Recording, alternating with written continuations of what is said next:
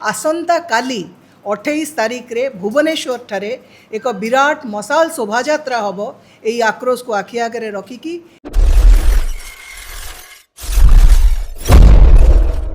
जय जगन्नाथ।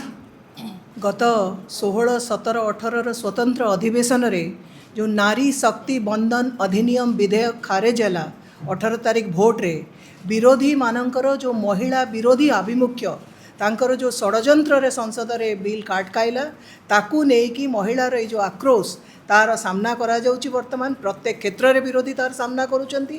राज्य स्तर रे आपण माने महिला आक्रोश रैली देखिथिले, पदयात्रा देखिथिले, ताहा सफल हेतिला।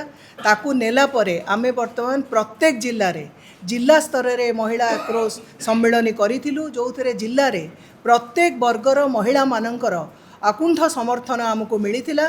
तेणु वर्तमान राज्यर 1052 मंडल रे प्रत्येक मंडल रे ए महिला आक्रोश पदयात्रा हम आगामी 26, 27, 28 आज तो 27, 28, 29 भितर आम 1052 मंडल रे पदयात्रा सारू।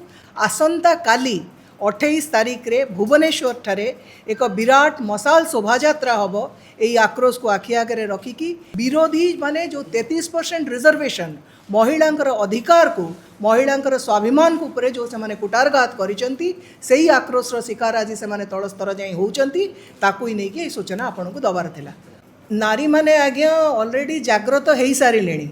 तेणु मसाल शोभायात्रा होउची सेमाने आम सहित काली जो माने से दिन पदयात्रा रे नथिले सेमाने आसुचंती, बाकी समस्ते सामिल होउचंती। एई मसाल शोभायात्रा माध्यम रे आमे वर्तमान समस्त को संवाद दबाकू चाहूचु जे एई मसाल नारी शक्ति को जो जो माने अतीत रे देखंतु वर्तमान देखंतु नारी शक्ति सहित जो माने तांका स्वाभिमान सहित तांको अपमान करिसंती सेमानंकु सेमाने तांकर भयावह परिणाम भोगिबे ही भोगिबे।